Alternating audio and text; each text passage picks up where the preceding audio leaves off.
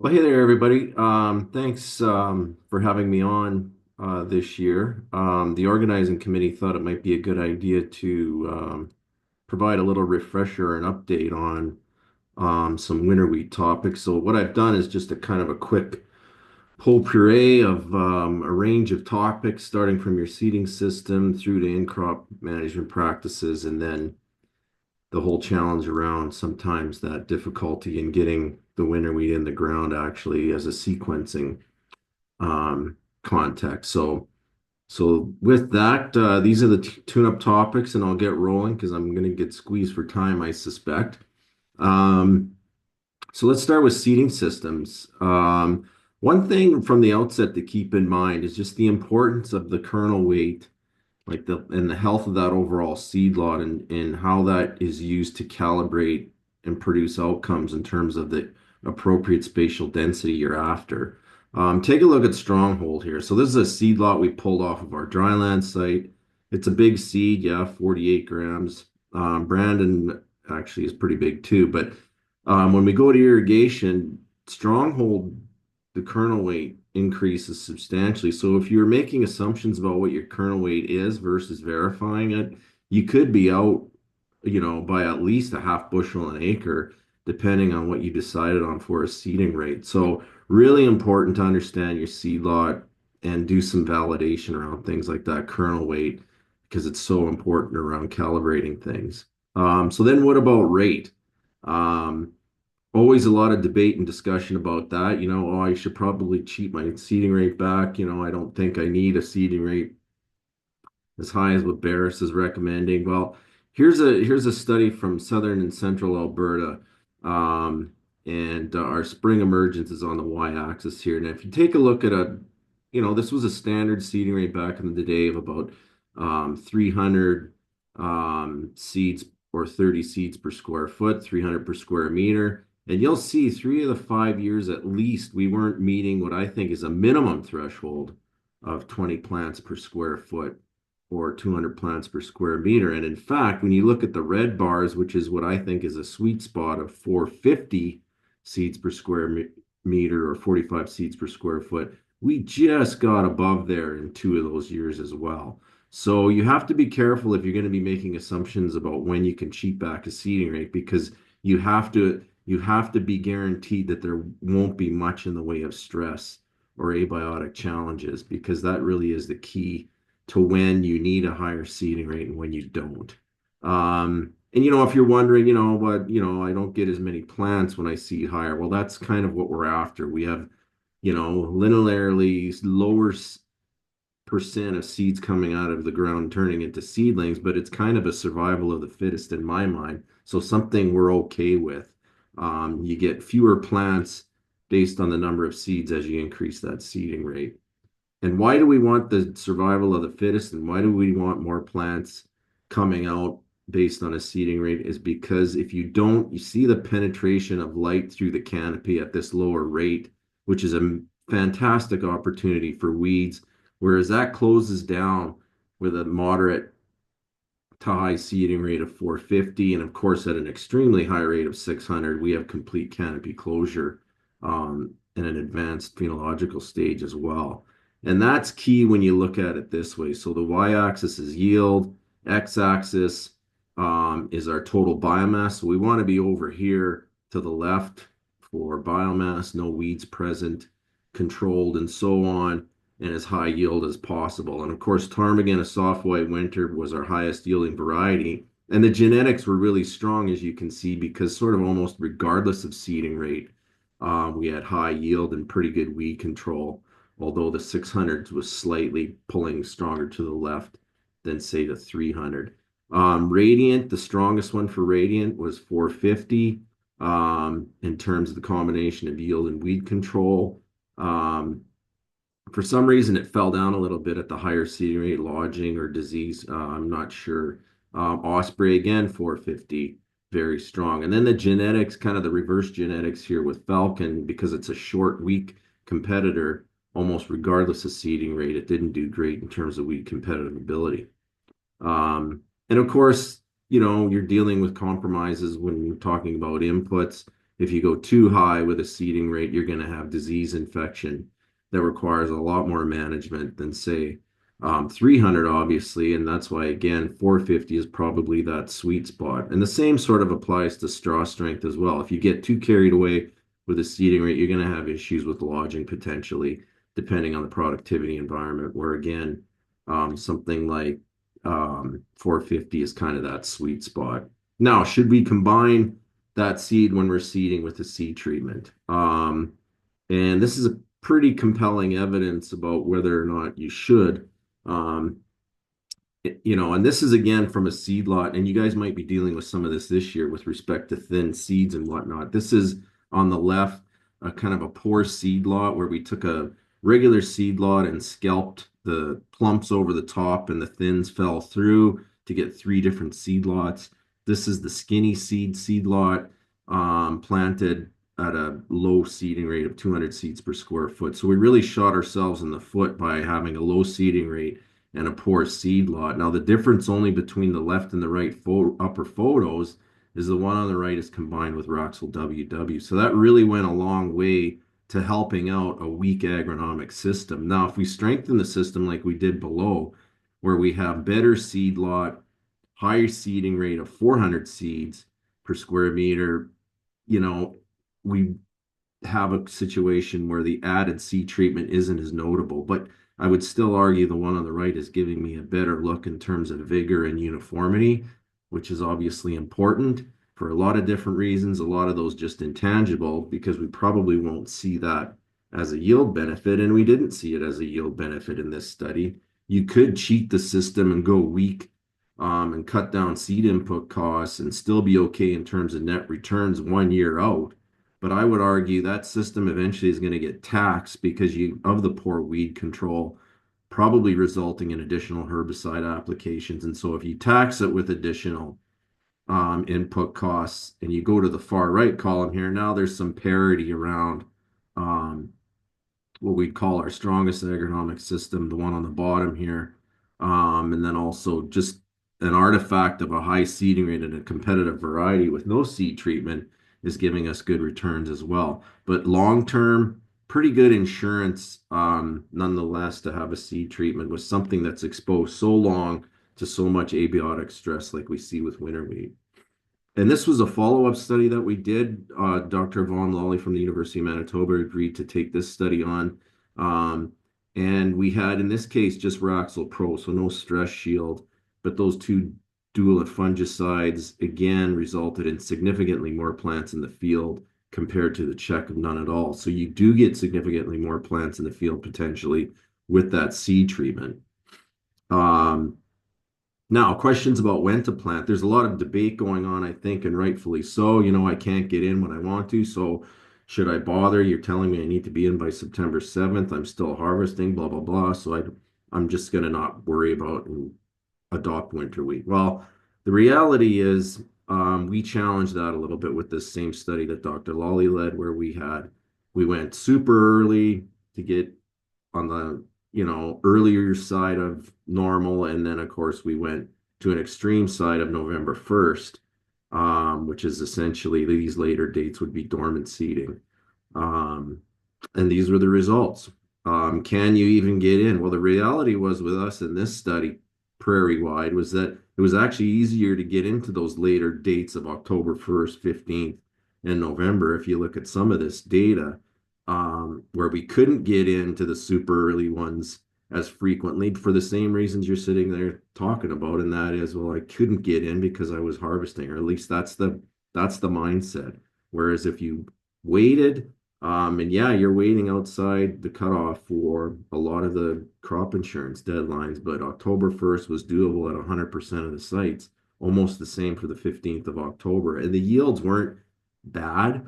When you get into November 1st, sometimes you have seed to soil contact potentially. So it's really, you kind of got to be strategic and time this with timely rains, obviously. I know that's what some of the farmers do in southern Saskatchewan, where it's like a concrete sidewalk right after harvest within when they're supposed to plant. So they just try and wait out the rain and do it more as a dormant situation, and that works for them. Now, Greg Stamp is Stamp Seeds they do some strip trial work, and they have some really good information there, if you're interested. But one thing that I sort of picked up on from his presentation back in December was this whole thing about hybrid fall rye, and there's a situation where you do have to get in early and be timely with it.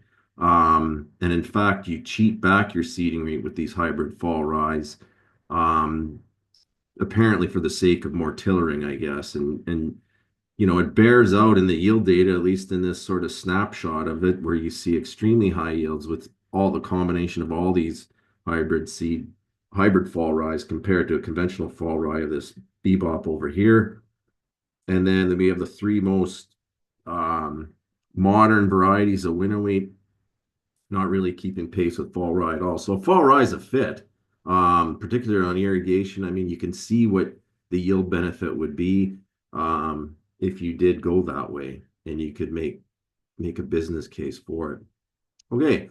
A lot of questions about the role of enhanced efficiency fertilizers these days. And we've been working on this for a long time with both winter wheat and spring wheat, um, with a number of studies. This was one kind of a classic one that we did that included, again, ptarmigan, a soft white winter wheat, as well as I believe Radiant at the time, which was our milling one. And what you can see here is like, okay, should I be using an enhanced efficiency fertilizer? And then the timing of placement of any of the fertilizers. And there's a lot of flexibility, is what this graph is trying to explain here. Everything inside this green box is statistically similar, but what you can see, as you move to the left, you see two things happening. One, most of the treatments are an enhanced efficiency fertilizer, agrotane. Here as urease inhibitors, Super U is our urease plus nitrification inhibitor. A lot of them are split applied. Um, in fact, most of them are, but you do get side banded situations that are just as good. Um, and let's be honest, a lot of times it's hard to beat that benchmark of urea. So it really comes down to dollars and cents. And if it's only a couple, 5, 7 bucks an acre, it's probably a good insurance investment in my mind. So then it's now sourcing and being able to get that supply at a timely fashion for when you need it. So logistically speaking, there's a lot of flexibility with what we're seeing in terms of timing and placement for winter wheat for your operation. So if it's all better for you to sideband everything, um, you know, or if you want to intensify and split apply, you'll probably get a little bit more return on the split, but it's not the end of the world if you don't. And in this case, where we lost significantly, was generally speaking the UANs, where we didn't have any enhanced efficiency source to go with it. Um, and this kind of bears out in terms of the enhanced efficiencies being a little bit superior. Here's Super U kind of topping things out. And then with respect to um, timing and placement, I mean, it's probably not significant here, but we did have, if we put most of our fertilizer on in the spring, our recovery was a little bit better, particularly if we were using an enhanced efficiency fertilizer. But again, it's not the end of the world, if you didn't. It might be slightly statistically lower. And of course, with ESN, we don't want you doing split applied, so that's why you see here the spring broadcast was the lowest there. And does it pay for itself? Well, I would argue it probably does. This was sort of some crude net returns that I did as part of that publication. And the top one numerically was Super U, with Radiant in a split application situation, but it wasn't like it was gangbusters better than just urea in the same situation, where it was all sidebanded at 1166. But, 20 bucks a hectare is 20 bucks a hectare, and probably is enough to at least pay for it, and maybe a bit more.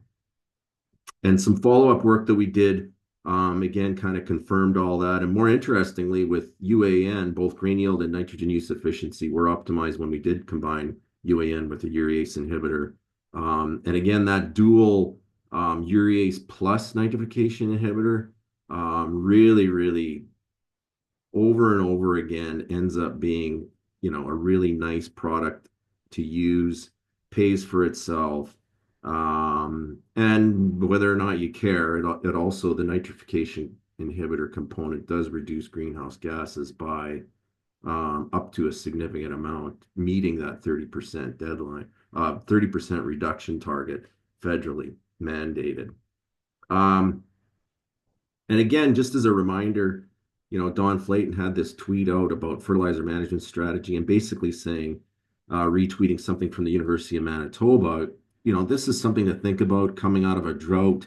Um, what are we going to have in store for this year? I don't want to spend a whole lot of money. I didn't make a whole lot of money last year. Whatever your situation is, prioritize macronutrients over micros, but pay special attention to your P and K soil test results as well. And something else to keep in mind from a starter P perspective that Dave Hooker from the University of Guelph had, a good reminder that we're not just talking about plant nutrition, but the potential ripple effects that could come from it if you don't. So here's a field with no starter P, winter wheat, and look at the variability that you have in there. And now you've kind of shot yourself in the foot because you've got all sorts of different stages, crop stages in this field. And what does that mean in terms of good fungicide timing, fungicide efficacy, and so on? And we'll talk about fungicides in a couple seconds here. But first, we'll start with the whole conundrum about our challenge. What should my weed control strategy be with winter wheat? Do we need to put you know, herbicides down in the fall, like Beres has recommended and others have recommended? Do we need to do a fall and a spring? And if you look at this slide where we've got weed biomass as our y-axis here, one would look at this and think, wow, a lot of broadleaf and even grassy weeds in this fall only. And the fall only was, mid-October, we go in and put a full rate of 2,4-D down, not a tank mix of anything else, just solely 2,4-D. Whereas we really significantly reduced broadleaf and grassy by having a fall plus a spring program. But the reality is we didn't alter our yield at all. And we really didn't alter our dockage at all either. So we were really with a fall plus spring, just doing aesthetic work in our field, which really doesn't pay the bills. And again, there's no concern over phenoxy injury with fall 2,4-D applications. We've disproven that over and over again. We followed that up more recently. We had pretty good yield, as you can see with this study here that we just wrapped up not long ago. And again, there was no benefit with fall plus spring herbicides over a fall only. And interestingly enough, neither of those were even better than no in-crop herbicides at all. And that's not a shock to me. I know farmers back in the day when I first started winter wheat agronomy were saying, if I follow Clearfield canola, Liberty canola, whatever they were talking about, sometimes I don't even put any herbicides in my winter wheat. So winter wheat, as a function of its competitive ability, is something you could use to cut down on your input costs. If that's something that you're trying to think about in this sort of period of challenging return on investment times. And what about the fungicide control? I guess I forgot to point that out. In this case, we did see improvements, significant improvements by adding in at least one fungicide. And in fact, two fungicides seem to even be more of an improvement again. So you can't ignore the disease component, which I would argue is probably, based on this data, more important than weed management. And you can sort of see it in here, the utility of that second fungicide treatment in terms of greenness of the canopy, which is this y-axis here, our chlorophyll index. After the second application, if we didn't use it, the greenness starts to fall off with our two treatments that didn't have the second fungicide, but that one that did is kind of hanging on with greenness, and that provides all kinds of benefits, as we know. Okay, switching gears to PGRs. Recently, Syngenta Canada came out with Modus in Canada. It's been used for a long time down in the States, and in anticipation of that, we did a study with two winter wheat varieties, a short and a tall. Moats was supposed to have really bad lodging issues. Hazelett, a tall fall rye. Treatments were sort of a half and a full rate of trinexapac ethyl at two different stages, late tillering and early boot. But we didn't see what you would think are the notable changes talked about in terms of morphological features around stem diameter or wall thickness. But we did observe reduced height, and that was a function in this case of the shortening of the internodes. And that reduced height, obviously, and that as a consequence also improved lodging in Hazelett. Although, to be fair, we didn't have great lodging conditions, but nonetheless, we did improve yield even in those situations. So there is some merit, I think, to thinking about and talking about, when and where PGRs have a fit because they definitely did in this case, particularly with these taller varieties. Obviously, with a semi-dwarf of flourish, you're kind of wasting your money, but you get into something of moderate height or very tall height in the case of a fall rye, they could potentially pay for themselves and more. Okay, the whole challenge of crop sequencing now. The one big argument, you know, against growing winter wheat is the fact that we have later maturing canola hybrids, and this is causing problems for us in terms of trying to get that winter wheat planted on time. And so what I was interested in doing partly as a prompted by Jim Halford out of Indian Head as well, is we looked at comparing swathing canola early, almost too early to conventional time swath, to timely straight cutting of that canola to see what the implications were on a winter wheat system. But not only that, we decided to see if we could skip an operational step with our pre-seed weed control for winter wheat. And so in this case, what we did is we actually put a onboard sprayer to our swather to skip the step or add it to the swathing operation of the canola. And that's kind of what it looked like here. Nothing too elaborate, but commercial size, or at least back in the day, commercial size farm swather, farm scale swather with a sprayer mounted on there. And it actually worked pretty good. And this is something Jim Halford had done as well. Um, and Let's see if I can run this thing.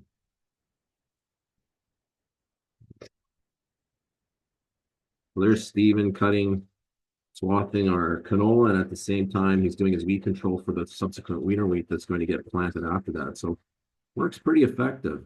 Um, and of course, okay, so what happened? Well, it was kind of interesting because initially this really wasn't noticeable, but once we got all of our data rolled together and published the paper, um, not much of a hybrid effect. I guess I forgot to mention that we had two hybrids, one a little bit later in 255, one a little bit earlier in 233. But you can see here in this biplot where the y-axis is our yield and the x-axis is our variability or our yield stability. So I'll be over to the way to the left, high as possible.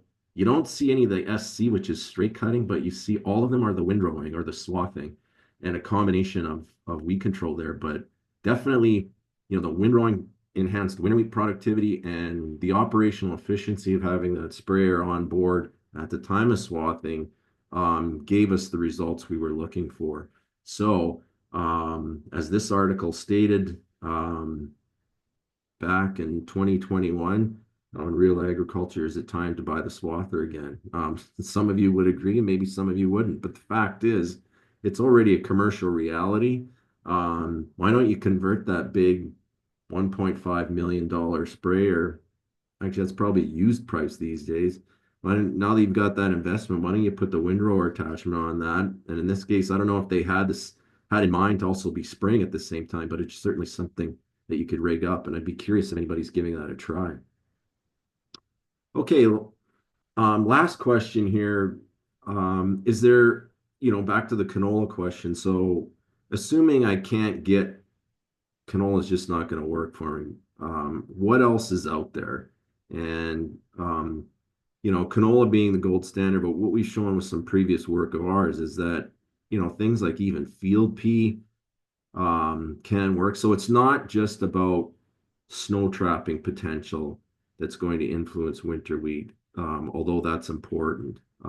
So assumptions about things like field pea based on that alone really aren't that true. So um, let's take a look at this slide here. And basically what we did in this experiment is we had a range of preceding crops or break crops, whatever you want to call it. A lot of them like soybean, lentil, and so on. Even oats and stuff like that, flax. But what we did is we planted either spring wheat or winter wheat after those different crops. And we did it 2 years in a row. So each treatment had 2 years of wheat following these just to see what the persistence would be. And so the one on the left here is after year one, blue dots being the spring wheat system, the red and the green being the winter wheat after 1 year. And so you can see soybeans very beneficial to winter wheat. Same with lentil. Field peas lagging behind, and surprisingly, canola wasn't really up there either. But interestingly, in that second year of wheat, all of a sudden canola becomes more important. Field peas becomes a little bit more important. And I think the thing to keep in mind is we know there's some below ground benefit from something like canola that isn't a host for a vascular mycorrhizal fungi. And so that, if you will, fumigation seems to be providing benefits beyond just that first year. And I'm not here to say you should grow back to back wheat, but it was just a good idea to try and get a sense of what's possible and what's still going on in that soil that can be providing benefits beyond 1 year. So if you're into soybean, if you've got a you know business case for lentil, um, faba bean, field peas, they're all providing just as good benefits to winter wheat as canola does. So pretty good story there if you're considering alternatives. So lastly here, what do we have for some conclusions? Um, Again, swathing improves winter wheat grain yield. And thanks to Jim Halford, I think we've been able to successfully show a proof of concept with that, skipping that operational step and combining it with swathing if that's something you can do. PGRs do have a role. They can improve yield 3 to 8% and reduce height by 5 to 10%. I just talked about those persistent benefits from canola and field pea after 2 years, but immediate benefits were observed with soybean, field pea, and lentil as alternative break crops or preceding stubbles for winter wheat. And again, the competitivity of winter wheat is proven over and over again. So if you're doing spring in crop with winter wheat, consider just doing a fall 2,4-D only. But scout those fields and maybe you don't need either. And lastly, enhanced efficiency fertilizers do improve yield and seem to provide sufficient return on investment. And they are important for the reduction in greenhouse gases if we're talking about nitrification inhibitors.